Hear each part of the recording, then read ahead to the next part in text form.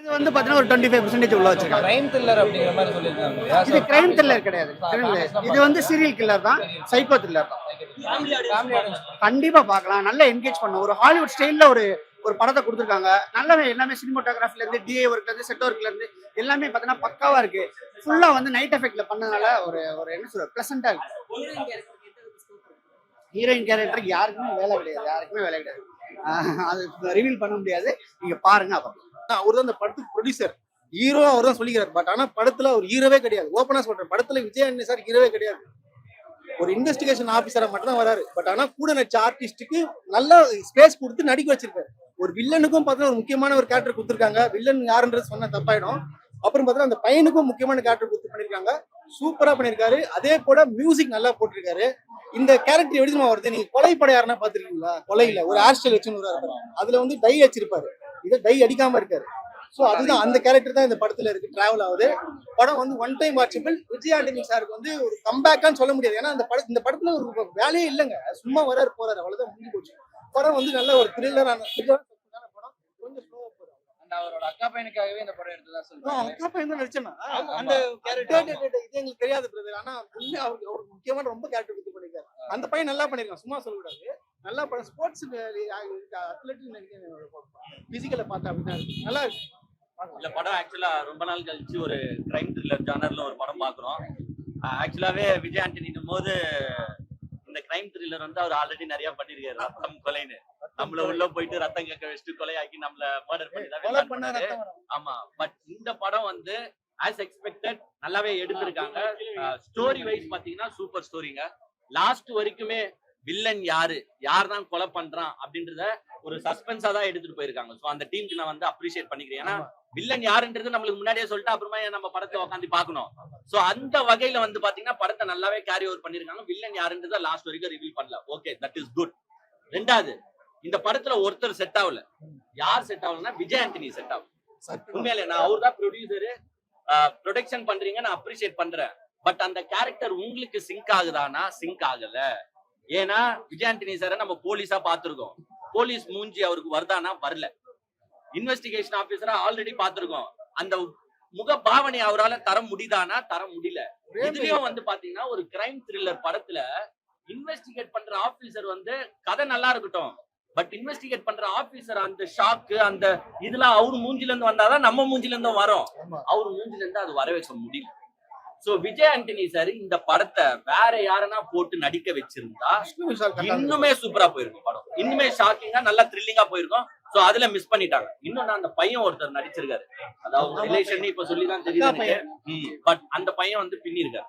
நல்ல ஸ்கோப் இருக்கு அவருக்கு. நல்லாவே பண்ணிருக்காரு. Vijay Antony sir background music எக்ஸ்ட்ரீமா ஸ்கோர் பண்ணிருக்காரு. நல்லாவே ஸ்கோர் பண்ணிருக்காரு. அந்த கொலை நடக்கும் போதோ இல்ல வில்லன்களை காட்டும் போதோ அந்த பேக்ரவுண்ட் மியூசிக்லாம் உண்மையிலே அது விஜய் ஆண்டனி சார் ப்ரூவ் பண்ணுது. So Vijay Antony sir music பக்கா, பட் ஆக்டிங் நல்லா இல்ல.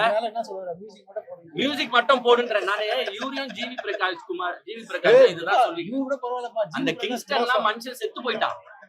ஏன்னா சாவச்சிடுறாங்க. நீங்க வந்து மியூசிக்கே சூப்பரா போறீங்க, மியூசிக்க போடுங்க, ப்ரொடக்ஷன் கம்பெனி வச்சுக்கோங்க, பண்ணுங்க. பிச்சைக்காரன் மாதிரி எதுனா ஒரு கேரக்டர் ரோலா வருதா எடுத்து பண்ணுங்க. விஜய் ஆண்டனி சாரையும் விக்ரம் சாரையும் ஈஸியா ஏமாத்திடலாம். விக்ரம் சார் எப்படி ஏமாத்தனா? சார் உங்களுக்கு 8 கெட்டப் சார். தாத்தா மாதிரி வரீங்க, பொண்ணு மாதிரி வரீங்க, ஆண்டி மாதிரி வரீங்க. Vikram sir okay I will ஆக்ட்னு போயிடுவாரு. விஜய் ஆண்டனி சார் எப்படின்னா, சார் உங்களுக்கு முடி மாத்திரம் சார், உங்களுக்கு ஒரு சைடு ஃபுல்லா கருப்பு பெயிண்ட் அடிச்சு விடுறாங்க. I can act sir, I can டூன்னு விஜய் ஆண்டனி போயிடுறாரு. இந்த மாதிரி பண்ணாம நல்ல கேரக்டரை சூஸ் பண்ணி உங்களுக்கு என்ன வருமோ அதை பண்ணுங்க போதும். இந்த மாதிரி இன்வெஸ்டிகேஷன் ஆபீசர்லாம் இவருக்கு செட் ஆகல. படம் சூப்பரா இருக்கு. உண்மையிலே ஒன் டைம் வாட்ச் போல ஒரு கிரைம் த்ரில்லர் பார்க்கணும் அப்படின்றவங்க கண்டிப்பா வந்து இந்த படத்தை பாருங்க. நம்பி வந்தோம், ஏமாறாம போயிடும். சூப்பரா இருக்கு. ஹீரோயின் அதுல ஹீரோயினே இல்லங்க. அந்த பொண்ணு என்ன, அந்த பொண்ணு பேரு என்ன, அந்த பொண்ணு வந்து ஒரு போலீஸ் ஆபீசரா வராங்க, சைடு ரோல் தான். இன்னொன்னு வில்லன் கேரக்டர்ல ஒருத்தங்க வராங்க, அவங்களதான் சஸ்பென்ஸா வச்சு காட்டியிருக்காங்க. பட் நல்லா இருக்கு படம். உங்களுக்கு லாஸ்ட் கொலையாளி யாருன்னு காட்டாதனால படம் வந்து உங்களுக்கு நல்லாவே டிராவல் பண்ணி போகுது. கொஞ்சம் ஸ்கிரீன் பிளேவை கொஞ்சம் ஃபாஸ்ட் பண்ணி இந்த இன்வெஸ்டிகேஷன் ஆபீசர் மூஞ்சில இருந்து கொஞ்சம் பாவனைகளை வர வச்சிருந்தீங்கன்னா படம் பார்க்கலாம். இல்ல யாரு கொலை பண்றாங்கன்றத நீங்க லாஸ்ட் வரைக்கும் கெஸ் பண்ண முடியும்.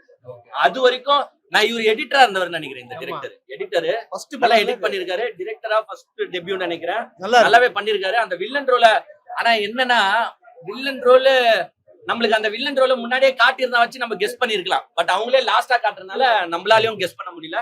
மற்றபடி படம் சூப்பர் குட். எல்லாருமே ஒரு கிரைம் த்ரில்லர் ஜானர் பார்க்கணும்னு நினைக்கிறீங்க கண்டிப்பா வந்து பாக்கணும். ஒரு வீக்கெண்டுக்கு நல்ல படம். மார்கன் படத்தை பத்தி சொல்லணும் அப்படின்னா விஜய் ஆண்டனி இருக்காரு அப்படின்னும் போது படத்தோட ஸ்கிரிப்ட் எல்லாம் வந்து அவர் நல்லா படிச்சு பார்த்துட்டு ரொம்ப டிஃப்ரெண்டா தான் சூஸ் பண்ணுவாரு அப்படின்னு தெரியும். ஸோ அந்த மாதிரி தான் சூஸ் பண்ணியிருப்பாரு அப்படின்ற மாதிரி வந்து படம் பார்த்தேன். ஓகே, எக்ஸ்பெக்டேஷனே இல்லாம போனதுக்கு ஒரு தரமான ட்ரீட், ஒரு 200 ரூபாய்க்கு வேர்த்தான ஒரு படம் அப்படின்ற மாதிரி வந்து சொல்லுவேன். எதனால அப்படின்னு பாத்தீங்கன்னா இனிஷியலாவே வந்து படத்துல இந்த ட்ரெய்லர் எல்லாம் பார்க்கும்போது இதுதான் வில்லன் அப்படின்னு நம்ம ஒரு ப்ரெடிக்ஷன்ல போவோம். பட் மூவி டிராவல் ஆக கரெக்டா வந்து அந்த ஃபர்ஸ்ட் ஒரு 10 நிமிஷத்துலேயே வில்லனை புடிச்சாங்கன்ற மாதிரி நமக்கு தெரியும். ஏன்னா வில்லனை புடிச்சிட்டீங்க அப்போ படம் எப்படி இன்ட்ரெஸ்டிங்கா போகுன்ற ஒரு கேள்வி இருக்குல்ல.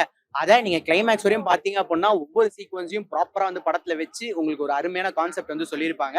படம் என்னன்னா த்ரில்லர் மட்டும் தான் அப்படின்னு நம்ம நினைச்சிட்டு போவோம். பட் படத்துல வந்து பாத்தீங்கன்னா ஒரு த்ரில்லர் அப்படின்ற ஒரு விஷயத்த ஒரு சூப்பர் நேச்சுரலோட ப்ராப்பரா பிளெண்ட் பண்ணி அது ஒரு ப்ராப்பரான ஒரு ஸ்டோரிக்கு வந்து கொடுத்த டேரக்டருக்கு வந்து ஒரு ஹேட்ஸ் ஆஃப் அப்படின்ற மாதிரி வந்து சொல்லணும். ஒண்ணுமே கிடையாது. இந்த படத்துல வந்து டேரக்டருக்கு வந்து இந்த ஒரு அந்த எண்ட் கிரெடிட்ஸ் அப்ப அவரோட பேர் வரும். அத ஒரு சீன் வரும்போது ப்ராப்பரா இன்செர்ட் பண்ணிருப்பாங்க. அதுல வந்து பிஜிஎம் கிடையாது, எதுவுமே கிடையாது, ஹைப்பே கிடையாது, அங்க ரொம்ப பிளெயினா இருக்கும். பட் அதுக்கே வந்து ஆடியன்ஸ் கிளாப் பண்ற அளவுக்கு வந்து இருந்தது. ரொம்ப பிரில்லியண்டா வந்து அந்த ஸ்டோரி வந்து நரேட் பண்ணதா இருக்கட்டும், அந்த ஸ்டோரியை உள்ள பிளெண்ட் பண்ணதா இருக்கட்டும், எல்லாமே அருமையா இருக்கு. சூப்பர் நேச்சுரல் அப்படின்ற ஒரு விஷயத்த இன்ட்ரெஸ்டிங்கா வந்து காமிச்சிருக்காங்க. என்னன்னா த்ரில்லர் அப்படின்னும் போது நம்ம எல்லாருமே வந்து ராட்சசன் அப்படின்ற மாதிரி வந்து சொல்லிட்டு போயிடும். ஏன்னா அந்த படம் அந்த மாதிரியான ஒரு வெயிட்டேஜ் கொடுத்துட்டு போயிடுச்சு. பட் அந்த படம் மாதிரி இல்லாம அதை விட இன்னும் டிஃப்ரெண்டா இன்னும் சூப்பரா எப்படி கொண்டு வர முடியுமோ அதுதான் இந்த படம்.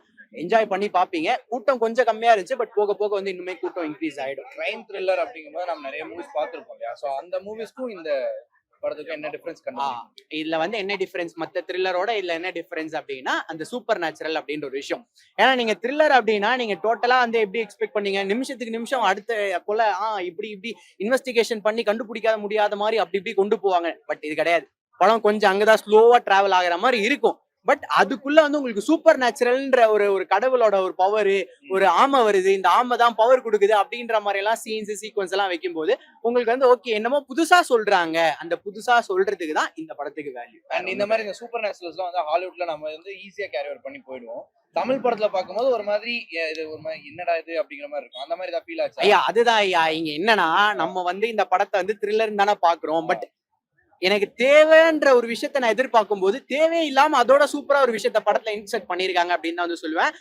எல்லாருமே படத்துக்கு எனக்கு தெரிஞ்சு பாசிட்டிவா தான் ரிவ்யூஸ் கொடுத்துட்டு இருக்காங்க. எல்லாருமே அந்த சூப்பர் நேச்சுரல் அப்படின்னு நீங்க கேட்டதை வந்து ப்ராப்பரா பிளெண்ட் பண்ணது, அந்த ஸ்டோரியோட பிளெண்ட் ஆகணும். நிறைய படத்துல என்னன்னா அது ஸ்டோரியோட பிளெண்ட் பண்ண மாட்டாங்க ப்ராப்பரா. பட் இதை வந்து பிளெண்ட் பண்ணி கிளைமேக்ஸ் வரையுமே அந்த த்ரில்லரோட, அதாவது இந்த த்ரில்லர் அப்படின்ற ஒரு விஷயம் இந்த சூப்பர் நேச்சுரலோட ப்ராப்பரா பிளெண்ட் ஆயிருக்கு. அதுதான் வந்து உங்களுக்கு அந்த லாஜிக் எரர்ஸ், இந்த ஒரு சில விஷயங்களை வந்து கண்டுபிடிச்சி இதெல்லாம் ப்ராப்பரா இல்லைன்னு நம்ம சொல்லாத மாதிரி ஒரு சூப்பரான ஒரு விஷுவலா பிளஸ் ஒரு நல்ல ஒரு படம். அவ்வளவுதான். ஓகே. அண்ட் ரேசிசம் ரிலேட்டடா இருக்க ஒரு பாலிடிக்ஸ் பத்தி பேசுறதா சொன்னாங்க. இல்ல பாலிடிக்ஸ் அப்படின்றலாம் தாண்டி இது பியூரா வந்து பாத்தீங்க அப்படின்னா ஒரு இன்வெஸ்டிகேஷன் மூவி மாதிரி. பட் நீங்க ரொம்ப இந்த மைண்ட் கேம்ஸ் எல்லாம் வந்து எதிர்பார்த்துட்டு வரீங்க.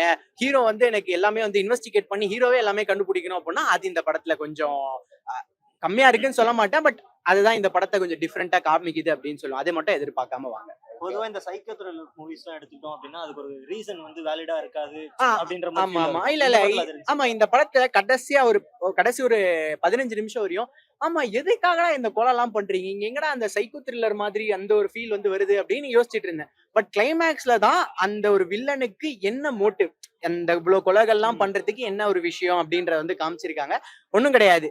வெள்ளையா இருக்க ஒருத்தன், கருப்பா இருக்க ஒருத்தன், இவங்க 2 பேருமே சமூகத்துக்கு வரும்போது வெள்ளையா இருக்கவனுக்கு மட்டும் எல்லா ஆப்பர்ச்சுனிட்டி கிடைக்குது. ஒரு ரிலேஷன்ஷிப் அப்படின்னு எடுத்தா மோஸ்டா எல்லாரும் வெள்ளையா அழகா ஸ்மார்ட்டா இருக்கவங்க தான் எதிர்பார்க்கறாங்க. அந்த கருப்பு அப்படின்றது வந்து ஒரு மாதிரி வந்து டிஃப்ரெண்டா பாக்குறாங்க, இலக்காரமா பாக்குறாங்க அப்படின்றத கிளைமேக்ஸ்ல காமிச்சிருக்காங்க. அதுதான் இந்த படத்தோட ஸ்டார்டிங் பாயிண்ட். ஆனா அது எண்டிங்ல தான் சொல்லுவாங்க. அது மாதிரி ஒரு பணம் வந்து ஒரு குப்பத்தொட்டில இருக்கு. ஸோ யாருக்குன்னா ஏதுக்குன்னா விஜய் ஆண்டனி அது எப்படி கண்டுபிடிக்கிறதா படத்தோட ஸ்டோரி. இதை தாண்டி ஒரு கேரக்டர் பார்த்தீங்கன்னா ஒரு அமானுஷ்ய சக்தி இருக்கு, அதை யூஸ் பண்ணி எப்படி வந்து கண்டுபிடிக்கிறாருன்னா படத்தோட ஸ்டோரி. ஸோ படம் எப்படி இருக்கு, ஃபர்ஸ்ட் ஹாஃப் எப்படி இருக்கு சொல்லுங்க. எனக்கு ஃபர்ஸ்ட் ஹாஃப் வந்து டோட்டலா ஒரு மிஸ்டாரிக்கல் மூவி பார்த்த மாதிரி ஒரு ஃபீலா இருந்தது. அதுக்கப்புறம் அதுலயுமே கொஞ்சம் லேகா இருக்க மாதிரி இருந்தது. போயிட்டே இருக்கும், வேற ஒரு இதுல டிராவல் ஆகிற மாதிரி இருக்கு, திருப்பி போயிட்டே இருக்கும், வேற இதுல டிராவல் ஆகிற மாதிரி இருந்தது. அது மட்டும் கொஞ்சம் எனக்கு டிசப்பாயின்மெண்டா இருந்தது. அது கொஞ்சம் கம்மி பண்ணிருக்கலாம். ஃபர்ஸ்ட் ஹாஃப் ஃபுல்லாவே கன்ஃபியூஷன் இருந்துச்சு. செகண்ட் ஹாஃப் டோட்டலா வேற மாதிரி இருந்தது. டோட்டல் விறுவிறுப்பா போன மாதிரி எனக்குள்ள ஒரு ஃபீலா இருந்தது. அண்ட் ஃபர்ஸ்ட் ஹாஃப் வந்து கன்ஃபியூஸா இருக்குன்னு சொல்றீங்க. லைட்டா கன்ஃபியூஸ். செகண்ட் ஹாஃப்ல அதுக்கு ஜஸ்டிஃபை பண்ணிருக்காங்க. கடைசி கிளைமேக்ஸ் கொடுக்கும்போது உங்களுக்கு அந்த ஒரு செட் ஓகே அதை அக்செப்ட் பண்ணிக்கிற ஒரு ஃபீல் வரும்ல, அந்த ஒரு அமானுஷத்தையே நம்ம அக்செப்ட் பண்ணிக்கலாம் அப்படிங்கிற ஒரு ஃபீல் வந்து செகண்ட் ஹாஃப்ல எனக்கு ஃபுல்ஃபில் பண்ண மாதிரி இருந்தது. அதாவது கிளைமேக்ஸ் கிட்ட வரும்போது அது இன்னைக்குமே எனக்கு ஒரு டவுட் இருந்துட்டே இருந்துச்சு, அது எப்படி இதெல்லாம் நம்புற மாதிரியா இருக்கு அப்படிங்கிற மாதிரி. ஆனா அதுக்கப்புறம் வந்துட்டு ஓகே நம்மள அக்செப்ட் பண்ணிக்கலாம், ஏன்னா ஒரு சில விஷயங்கள் கண்டினியூ ஆகும்போது நம்மளுக்குமே அது ஃபுல்ஃபில் கிடைக்கும்ல, அந்த ஒரு ஃபீல் வந்து எனக்கு கிளைமேக்ஸ்ல கொடுத்த மாதிரி இருந்தது. அண்ட் சூப்பர் லைக் எப்படி சொல்றது, ஆக்சுவலா ஃபர்ஸ்ட் ஹாஃப் பொறுத்த வரைக்கும் பாத்தீங்கன்னு வச்சுங்களேன், அந்த ஒரு இன்னும் விஜய் ஆண்டனி இந்த கொலை இந்த மேட்டர்ல தான் வந்து கதை வந்து டிராவல் பண்ணிட்டு இருக்கு. அந்த டைம்ல வந்து இன்னொரு கேரக்டர் கொண்டு வந்து அந்த பிளாஷ்பேக் வந்து கொஞ்சம் லென்த்தா காமிச்சிட்டாங்க. அது கொஞ்சம் ஷார்ட்டா காமிச்சிருந்தாங்கன்னா நம்மளுக்கு வந்து கடந்து போயிருப்போம். ரொம்ப லென்த்தா காமிச்சனால அதுங்க ஒரு லேக் வந்து வந்துருச்சு. பிரிகிடாக்கு ஸ்பேஸ் கொடுத்திருக்காங்களா? பிரிகிடாக்கு போலீஸ் அவங்களுக்கு ரொம்ப பெரிய ஸ்பேஸ் எல்லாம் கிடையாதுங்க. பட் அவங்க கேரக்டர் வந்து கரெக்டா பண்ணிருக்காங்க. அவங்க எங்கேயுமே இது பண்ணல, பட் ரொம்ப பெரிய ஒரு கேரக்டர் அவங்களுக்கு கிடையாது. செகண்ட் ஹாஃப் உண்மையிலேயே நல்லா இருந்துச்சு. ஒரு கிரைம் த்ரில்லர்ல முக்கியமான விஷயம் வந்து யாரை கொலை பண்ணான்னு சொல்லிட்டு அது இந்த படத்தை வந்து ரொம்பவே பிரில்லியண்டா பண்ணிருக்காங்க. ஏன்னா நிறைய படத்துல வந்து ஒரு எஸ்கேப் பண்ணுவாங்க, அந்த கேரக்டர் காமிக்காம கடைசி எண்ட்ல வந்து இதான் கேரக்டர் சொல்லிட்டு காமிப்பாங்க. அப்படி இல்லாம நம்ம கண்ணு முன்னாடியே கேரக்டர் காமிச்சு ஆடியன்ஸ் யாருமே கெஸ் பண்ணாத மாதிரி அந்த கிளைமேக்ஸ் வச்சிருந்தாங்க. கிளைமேக்ஸ் காமிச்சோன்னா ஓ வா இவங்க தான் அப்படிங்கிற மாதிரி நம்மளுக்கு ஒரு ஃபீல் வந்துச்சுல, அந்த ஃபீல் இந்த படத்துல வந்து கண்டிப்பா கொடுத்துட்டாங்க. டெக்னிக்கலா ரொம்ப நல்லா இருந்துச்சு. எந்த அளவுக்கு நல்லா இருந்துச்சுன்னா எனக்கு வந்து அந்த ஒரு ஆர்ட் டிபார்ட்மெண்ட்ல ஒரு சொதப்பல் பண்ணிட்டாங்கிற மாதிரி ஒரு தோணுச்சு. அது கிளைமேக்ஸ்ல வந்து காமிக்கும் போது ஓ இது கதைக்காக தான் அந்த மாதிரி பண்ணாங்க அப்படின்னு சொல்லி ஒரு இந்த மாதிரி எனக்கு அந்த ஒரு ஃபீல். பேக்ரவுண்ட் ஸ்கோர் நல்லா இருக்கு, டெக்னிக்கலா நல்லா இருக்கு. டெக்னிக்கல் எப்படி இருக்கு? எனக்குமே டெக்னிக்கலா வந்து ரொம்ப நல்லா இருந்த மாதிரி இருந்தது. எனக்கு அதுல விட ரொம்ப பிடிச்ச விஷயம் என்னன்னா கிளைமேக்ஸ் தான். ஏன்னா படத்தை விட்டு வெளில வரும்போது ஒரு ஃபீல் கிடைக்கணும்ல, அந்த ஃபீல் எதிர்பார்க்காதது. நம்ம ஒரு விஷயமா ஒரு டிராவல்ல இதான் கிளைமேக்ஸ் முடிக்க போறாங்க இப்படிதான் இருக்கும்னு நினைச்சிட்டே இருப்போம். டோட்டலா அது வேற மாதிரி கொடுத்தோன்னே நம்மளுக்கு ஒரு ஃபுல்ஃபில் கிடைச்ச மாதிரி இருக்கும்ல, அந்த ஒரு ஃபீல் ரொம்ப நல்லா இருந்தது. ரெண்டாவது கடைசியா அந்த ரீசன், இப்ப வந்து நம்ம ஒரு கிரைம் நடக்குது அப்படின்னா அதுக்கான ஒரு ரீசன் வந்து வேல்யூபிளா நம்மளால அக்செப்ட் பண்ணிக்க முடியும் அந்த ரீசன் அப்படின்னு சொன்னாதான் அந்த படத்தை சக்சஸ்னே சொல்லலாம். ஸோ அவங்க கடைசியா கிளைமேக்ஸ்ல கொடுத்த அந்த ரீசன் வந்து எனக்கு ரொம்ப பிடிச்சிருந்தது. கண்டிப்பா அந்த ரீசன் வந்து எல்லாருக்குமே ரொம்ப பிடிக்கும். சோ ஓவராலா ஒரு 200 ரூபாய் கொடுத்து பாக்குறதுக்கு இந்த படம் வந்தா கண்டிப்பா ஒருத்தான படம். விஜய் ஆண்டனி கண்டிப்பா கம்பேக். இடையில கொஞ்சம் படங்கள் சரியா போல, கண்டிப்பா அவருக்கு ஒரு கம்பேக். டைரக்டருக்கு உண்மையிலே ஹேட்ஸ் ஆஃப். நல்ல ஒரு ஸ்கிரிப்ட் எழுதியிருக்காரு. கண்டிப்பா அந்த படம் ஒரு முறை கண்டிப்பா பார்க்க வேண்டிய ஒரு படம் தான்.